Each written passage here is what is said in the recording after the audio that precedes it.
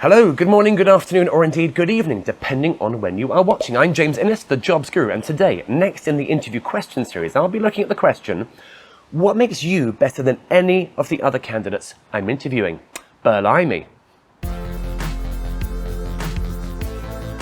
So, as well as heading up JamesInnes.group, I'm also the UK's best-selling careers author, and amongst my titles is this one, the Interview Question and Answer book.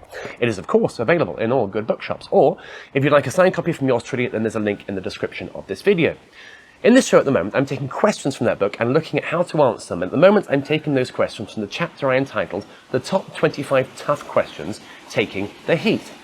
Today's question, what makes you better than any of the other candidates I'm interviewing? Similar questions include, what would you say if I told you that you're not the best candidate I've seen so far? Or, I don't think you've got what we need. Why should I hire you? If I told you that I don't think you're the candidate we're looking for, what would you say to try to change my mind? Do you really feel you're up to this job?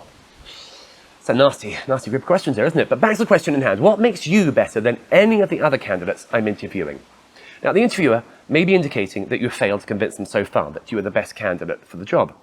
Alternatively, they may just be asking you to pitch yourself. Either way, what they're really looking for is for you to give them at least one good reason why they should be hiring you and not someone else, something that differentiates you. So how to answer? Now, whilst there may be many different ways in which the interviewer can ask you this question, regardless of how precisely they phrase themselves, you should be aiming to answer the question as if they had asked you, if I told you that I don't think you're the candidate we're looking for, what would you say to try to change my mind? So, to successfully put your teeth back in, James. So, to successfully answer this question, you need to have a clear understanding of what the perfect candidate for the job would be and how best you match that description, more so than the other candidates. But don't go overboard in your answer, and you probably don't know anything about the other candidates. This sort of question generally comes towards the end of an interview. So if you feel that the interviewer's previous questions have perhaps failed to cover one of your major selling points, then now is definitely the time to speak up, or forever hold your peace. What do you reckon, viewer? Agree with me?